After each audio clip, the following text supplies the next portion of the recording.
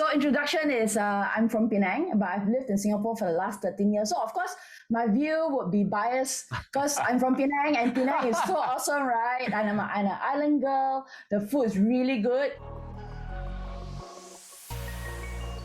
Hi guys, welcome into today's show. Today we're going to talk about retiring in Penang, and I have two special guests to share with you. They are Fran and John. Hi. Say a big hi to everyone. A bit of background between Fran and John is they actually run a YouTube channel, so I will direct you towards their channel so to hear a bit of their story. But what we really want to do is to drill down on facts of retiring in Penang, and how better than to quiz two people who are actually living there. Great to be Thank here. you. Thank you for having us. Yeah, we are fans of your show as well. The Astute Parent, the joshtantap show. Thanks. Penang has been rated very highly as a retiree place. Among the top are Malta and Mallorca in Spain. And most of us in Southeast Asia haven't even been there. But Penang, I guess many in Singapore have even visited themselves multiple times. Why is the appeal factor so high? I think it's because, standard of living is slightly lower than in Singapore. But Penang has a lot of good food, which I guess you guys will be sharing a bit more. But I also want to ask on the first point, what are the things that we should know as Singaporeans if we want to consider Penang as a place for retiring? What do you guys think about?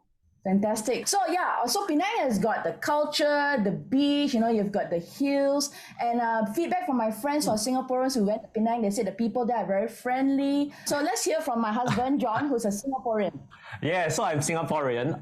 Very privileged to be able to stay in Malaysia and in Penang for the last 1 year. Never been to Penang except as a kid until I met Fran. So about 10 years ago was when as an adult I really get to experience Penang. And I can share that wow, it was really a very breathtaking, beautiful experience because I've been to other parts of Malaysia like Terengganu, KL, Pahang, JB, right? So Penang is like, wow, it's very different because I get greeted by a lot of greenery, a lot of, beautiful architecture around this little island. Yet we are surrounded by the sea. It feels like Singapore, but it's not Singapore. You have your heritage houses.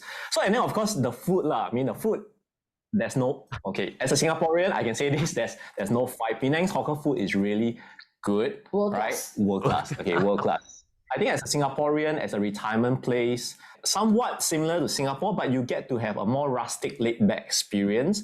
And you also get to experience a city because they have shopping malls, they have world-class facilities as well. And then like, for example, healthcare, you are well taken care of. And even though it's a small island, but it's not as congested as, for example, KL, where it's pretty congested, a lot of jams. In Penang Island is pretty small. I was going to quiz you guys on comparing against KL because like KL has a lot of happening stuff like shopping malls and it's very city-like. Of course, Penang has greenery, but maybe Genting Highlands is like a stone throw away.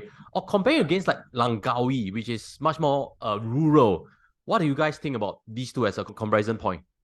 For me, KL is, like Singapore, but not so much greenery. It's very congested, very smoggy. Even our dog didn't like KL. We took him to Ipoh, KL, and of course he lives in Penang for a road trip. He didn't really like KL because, it's a concrete jungle.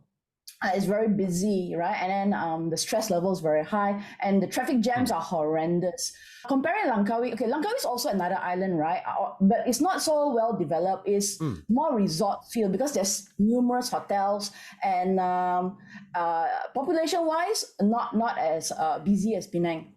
And Langkawi is not well connected at all. The only way to go Langkawi is either by flight or by ferry via Perlis. So Penang, however, just as a talking point, Singapore Penang is just an hour's flight away. If you want to drive, it takes about 9-10 hours. So I don't recommend it unless it's a road trip. And of course, Penang is divided into two parts. The Penang Island, where I'm from, and mainland. So mainland and Penang Island is just connected by 2 bridges. And then you can go to Ipoh, which is an 1.5-hour drive. KL is another 3.5-hour drive. So it is, and of course the airport is an international airport, right? So you can travel to anywhere in the world. So let me share you. Whose idea was it to retire in Penang? Not mine, no? Yeah, it was actually mine because I love it. I really love this island and then her family is here as well. It's really fantastic to be very connected to this little island. Okay, then that leads to the next question of cost of living in Penang. In your channel breakdown, you guys have shared a great tutorial. Basic needs, comparing food, grocery, transportation, accommodation, medical, and also comparing against once where you want a more luxurious retirement standard of living. Any new changes to this final figure? Because it does look very affordable. In terms of ringgit, if I interpret what you're sharing correctly, it's about 4,007, 4,008 for average consumer. That is equivalent to 1,004 per person in Sing dollars, right? So the basis of the cost of living videos that we have done, the numbers that we have just mentioned, they are in the eyes of a local Penangite. So I gave two different types of budget. One is actually for the very budget sensitive person, and then one is for the average consumer. So that's for local. Of course, for retiree, there would be then more expenses. I mean, you have to rent, right, instead of buying a house. So in terms of the home loan and all that, there may be some differences as a foreigner. Okay, so 1,400 Sing would be very comfortable for one person to live in Penang. If you drive a national car, let's say a Perdua or let's say a Proton, and you rent in let's say a 2-bedroom apartment or condo. So can we actually buy Malaysian cars as a foreigner or not? What are the rules like with regards to owning a So actually, we bought our Honda City in cash. I mean, I'm Malaysian, but honestly, it doesn't matter. As long as you do not hold a loan, you pay the car in full, you can buy it. Also, they don't check like foreigners cannot buy Malaysian car or there's extra taxes. No COE, ma. Yeah, so with COE now, right, which is quite crazy, right? Yes. I mean, just to give a bit of indication, COE now is what, 90,000? 90 plus to 100. Our 1.5 liter car is it's like a fraction, yeah? You want to guess how much we bought our brand new Honda City for, Josh, in ringgit? You want to Honda guess? City in Singapore, I can share first. It's going to cost about 130 to 150, my guess. Singapore dollars. In Malaysia. That's correct, yes, that's right. Yes. For 10 years, that was for 10 years. Maybe 70,000 ringgit, like 20 plus thousand Sing. So 70, no lah, not so cheap. We bought it. It was during the promotion where it was still COVID, so the government gave us a tax-free incentive. So we bought our car for 83,000 ringgit. 83,000, that equates to 27,000 Sing, is it? Yeah, Yes. yeah. Can't even buy a piece of paper. It was already inclusive of road tax and insurance. Wow. So once we own it, we can pump that discounted petrol, right? The RON 95. Yeah.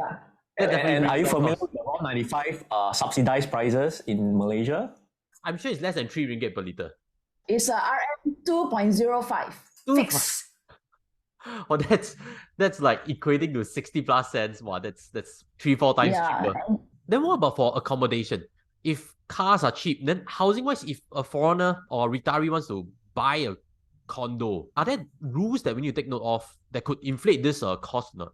If you are a foreigner or retiree, because of the multiple options you have here to rent, I would advise to rent for foreigner. Also for the interest of, let's say, there are some policy changes for foreigners or as a retiree, it's not so advisable to buy. And that comes to the other question. If you do buy, you need a minimum of 1 million ringgit. That is the new ruling. I think the last 5-6, they've raised the minimum amount for foreigner to buy property in Malaysia, not just in Penang, to be 1 million ringgit. Definitely your accommodation expenses will go up tremendously versus maybe let's use rental for foreigner as example. You're looking at, let's say, a place that is decently placed, a 2-bedroom apartment with full condo facilities. Between 2 to 2,005 ringgit, you can get the whole place. Yep. So to give you an idea, right? So we don't have public housing, so we don't have HDBs, right? In Malaysia, so we've got low cost apartments, and then we've got normal apartments, no facilities at all, and then we've got apartments with facilities, bare bones, and then we've got the condo status. So you've got your gym, a swimming pool, and then of course you've got your luxurious condominiums, right, which can cost anywhere between 2, 3, 4, 5, 6, up to 12 million. Property price, I definitely want to quiz, but before we get to that point, what about for insurance or medical needs? If we were to retire there, I think these are things that we should take note of, correct? Penang actually is very well known for its medical facilities. We actually have a Gleneagles, the top-rated hospital in Penang. And then we've got Adventist, we've got Island Hospital. So there's actually 15 private hospitals in Penang. We've got the General Hospital as well. Now, the General Hospital is mainly for citizens, because we only pay 1 ringgit and medication is free. So that's how cheap medication is in Penang for the general hospitals. That being said, of course, it's very packed, right? So waiting periods can be very long. So as a foreigner, for example, if John, right? So number one, we actually do have our insurance still in Singapore. So if anything happens and it can wait, we'll just fly back to Singapore to get our treatment. But for your normal flu, colds and whatnot, a trip to the GP is about RM 30, 40 ringgit. Yep. For a foreigner then, versus a local, which is 1 ringgit. it doesn't matter. Doesn't matter. There is no differentiation. It's just they'll see you and then you just fill up a form. They see you, treat you, and you pay. So it's really very affordable. Dentist is about 120, 150. Again, depending where you want to go. Like the one that I go to, they give like a spa-like treatment for dental or whatnot. It's about 150 to 200 ringgit. Still a lot cheaper than Singapore. Private facility. And it's all private. We're talking about private numbers. So maybe I can expound a bit more on that. Yep. For local, so when I cover my cost of living videos, they are in the eyes of a local, right? So I would actually suggest, since you have your own home country, in the case is Singapore, go back to your own country if you have anything that is more major, serious. But of course, in terms of emergencies, in terms of one-time needs for medical care, there's more than enough accessible facilities in Penang. So John, for yourself, you are covered well in Singapore. So sounds like you didn't purchase any in Penang, or there's no need to. Yeah, I mean, we're both very healthy. We take lots of supplements. So yeah, as we go to the gym regularly. And then, technically we say we are retired in Penang, but we also spend a lot of time in Singapore. Because right now where we are at, we spend actually 50% of our time traveling around wherever, we went to Vietnam, Bali, in different parts of the world. And then we spend the rest of the time between Penang and Singapore. So we're actually in Singapore pretty often as well. So, I mean, I wouldn't want to invest in a pure Penang coverage for that lah. Maybe as of now, you still commute a lot to Singapore lah. Any emergencies wise, then Penang. If not, you can bring it back to Singapore. Understand. Yeah, and for myself, I also gave up all my insurance plans in Malaysia already, long time ago. So I'm only insured in Singapore. Understand. Let's move on to the next topic that I have a lot of interest in, which is properties in Penang. I recently visited Shangri-La, which is in Batu Ferringhi, if I'm not wrong. That's like the north part, the northwest part of it. And it seems like there's a lot of foreigners staying over there, because I went to a restaurant and I saw pictures of Caucasian diners over there and stuff. So what about properties? Where should retirees aim at? So you're referring to foreign retirees, right? Yes, correct. Not the local retirees. Okay, got it. So I talked to a lot of my gym members, right? So a lot of them will live in Tanjung Tokong and Tanjung Bunga area, which is a 5-6 minutes drive to the mall, which is Gurney Plaza. So of course, Penang has got a few major malls, but the ones that we like to go to, and by the way, Gurney Plaza is owned by CapitaLand. Yes. So the standard is there one, So Gurney Plaza is where our gym is, and it's so most of them stay 5, max 10, 15 minutes drive. And then we've got Tanjung Bunga and Tanjung Tokong, where the more affluent, the expats, they like to stay there. Then you've got, for example, Straits Key. So there's the Straits, the Quayside Residences. Very nice. It's by E&O, the sister company of Raffles Hotel. Doing a quick pause over here. If you're on YouTube viewing this, help us smash a like, smash a subscribe. That's all we ask, delivering you this fantastic content. And if you're on Spotify, help us rate 5 stars. Thank you again in advance for the support, and we'll dive back right to the discussion. Also, not even in the Queens Bay. There's a Queens Bay shopping mall, right? Something like that. Also by CapitaLand. So Queens Bay is very near to the airport. So if you're an expat who likes to live near the airport, then sure. That one mostly the locals will buy. Yeah, so I've got a lot of relatives who live in the Sungai Ara, Bayan Baru, Bayan Lepas area. Not so much expats, to be honest. When we are going to Queens Bay Mall and all that to walk, I would say 90% locals. And just now, John mentioned some numbers, 4,000-5,000 ringgit in terms of rent. I hear John's recommendation, which is to rent first. Maybe you try living in that place. I suddenly thought, if someone even owns a HDB flat in Singapore, rents it out for 3,000, goes over there, there's still a surplus, and they can live in a luxurious, rent it, stay there, test it out whether they like living there for long term or not. Yeah. Absolutely. Yeah, exactly. If you're looking at 3,000 Sing, that will be a 10 over 1,000. 10 over 1,000 ringgit. Yeah. If you're looking at 10K and above, that will be considered luxury living. Wow. Prime location, 4,000-5,000 square feet. Yeah, that's what you will get. Wow. Yeah, can. Absolutely can one. Very possible. Then what about for visa issues? Anything that someone looking to try the idea, rent out the Singapore flat and go and stay in Penang for long term? Any tips on visa? Well, if you're single, then go and find somebody who's Malaysian to go and marry.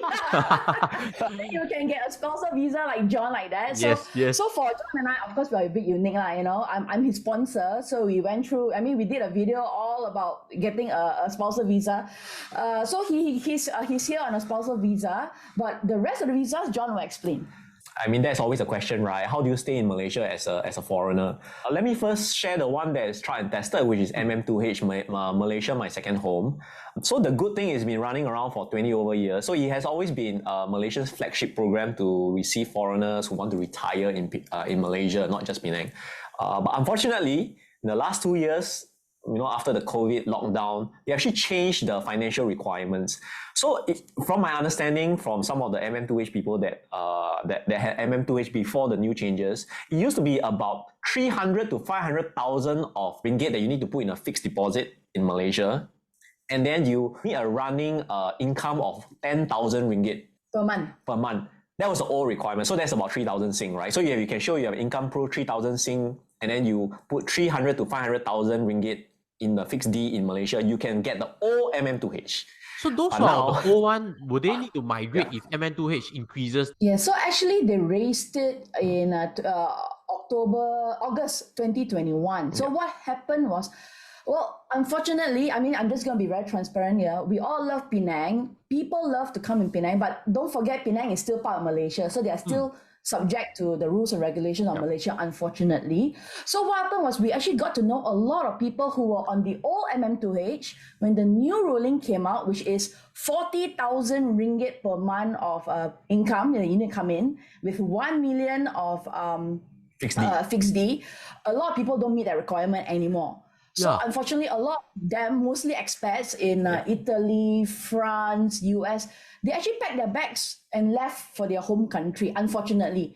Then they found out that, it didn't apply to existing MM2H. So it was a very sad situation. I mean, the communication wasn't suddenly, transparent. Condos and all that.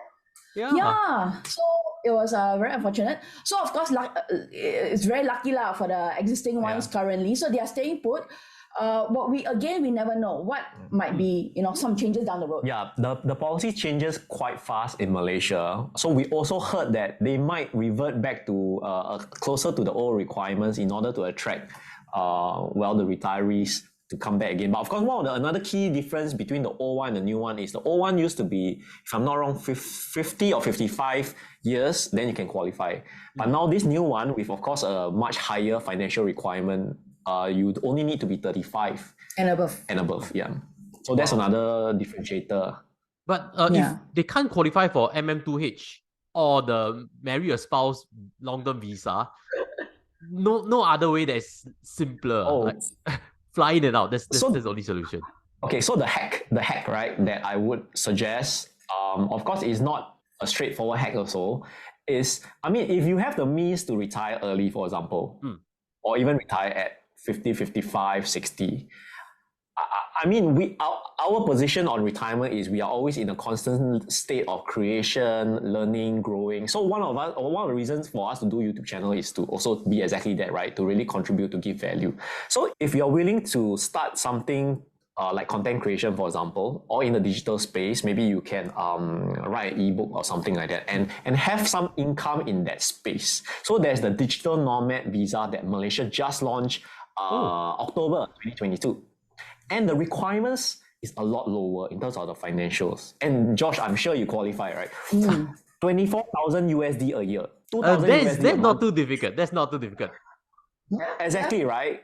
So we believe that is very achievable, right? If anybody has the means, for example, you can retire by 40, 35, 45, it means maybe you have some idea of how to work investments, how to run a bit of business. The digital nomad visa is actually targeted in the IT, the online digital space. So whether you're looking at content creation, that's one way. We are looking at people who have, let's say, they're software engineer. So in programming, let's say a UI, UX developer. You're even looking at people who have the flexibility from their companies to work from anywhere. Nowadays is a new thing, right? Work from anywhere. They can actually qualify for this digital nomad visa as well. So the hack for a retiree is to build a content creation or somewhere along the digital marketing space and build an income of 24,000 USD a year, and then you qualify. So I wouldn't say it's a stretch for anyone to be able to stay in Malaysia for like I think they will probably give you 2 years. No, it's 12 months first, and 12 then months. subject to change. Yeah. Yeah, a yearly renewable kind of visa. That's right. Yeah, but this visa is yearly renewable, which is 12 months versus the MM2H, which is 5 years. Yes, so the that's risk right. of this is a bit higher. Like, next year you might not get renewed and stuff. So Malaysia is very interesting. They like you to jump through a lot of hoops the first round. After that, subsequent rounds, Yes. they kind of like, okay lah, you've proven yourself to us. Let's renew you. Yeah. So maybe I use myself even as an example, right? So even though I have a spouse who's Malaysian, the hoops that we have to jump through, especially the first part, and we documented it. I had like this whole stack of documents, all hard copy, whether it's an income statement to my birth cert to Passport Marriage is like cert everything. and stuff. Yeah, so for me, I only got a 6 months visa first. And then technically I can, but I shouldn't be leaving Malaysia in my first 6 months. Yeah, that's when we did a lot of cuti Malaysia. We did all road trips, so that to show Malaysia that you are sincere in staying in the country, rather than I got my 6 months visa, immediately leave, go Singapore, and then by the end of 6 months I come back. Likely they will not renew you. So then, because I stay in Malaysia, and of course to enjoy as well. Then my 1 year renewal came. So it's a yearly renewal. And then the subsequent one might be 2 years. So there is, depending on state also, because we're in Penang. And then if you are in Perak, let's say Ipoh, it's a different requirement as well. You're in KL, probably different. So it's quite normal, even for a digital nomad license, whether it's a 1 year renewal, 2 years. That's why I suggest for accommodation, try not to buy rent. Do like a 1+1, max 2 years commitment with the landlord, and then have an exit clause lah. I mean, diplomatic clause, right? If let's say, I got to leave the country because my visa expand, then you have an exit clause in your rental agreement as well. Yeah. Valid. Because if you're buying, then you're going to sink in that capital. And then if you sell it, what are costs also? Are there like seller stamp duty things to note also on Penang regards to property ownership? You have to hold the property for 5 years. Then there's no tax. Wow, so there's a otherwise 5-year seller stamp duty equivalent. It's a capital gain Yeah, tax. they call it capital gain tax over here in Malaysia. Of course, there's also like seller stamp duty in Singapore is 12.84%, right, for 3 years for private properties. Malaysia, of course, is different. It ranges whether you're a foreigner or local. I think. Okay, don't quote me on this. But there is a capital gain tax for especially the first 3 to 5 years before you actually sell. So that is again a longer commitment when you buy a property. So, but honestly, Josh, I mean, I wouldn't purchase a property, especially as a retiree. I wouldn't purchase it. There's so much supply of rental, either a house, a landed house, or a condo, right? Then just rent. Then you have the freedom to, I don't like this place. Let's go and rent somewhere else, right? And of course, property prices is not like Singapore, because Singapore is so small, right? And there's just that amount of supply. So in Malaysia, however, there is an oversupply, and developers are just developing. So the problem in Malaysia is it's so easy to buy a property, but it's so hard to get rid of it. However, the property market, it doesn't move like Singapore at all. And rental yield in Penang is really very low, and which is why we don't buy any more properties in Penang anymore. It's done. And don't forget, there's also currency strength. That is a upward slope lah, Sing versus Ringgit. So in terms of if you are Singaporean, you actually may see your net value decrease because of depreciation. I fully agree. So I guess the big rounding point is keep your assets in Singapore, rent it out. Then you can get something luxurious in retirement in Penang and enjoy all the great food over there. As always, if you are listening to today's podcast, if you have questions that maybe Fran and John can answer, leave them in comment sections also. We try to pick them up for you and answer as best as we can. So thank you guys for sharing your thoughts today, and together we'll see you in the next episode. Thank you, everyone. Thanks, everyone.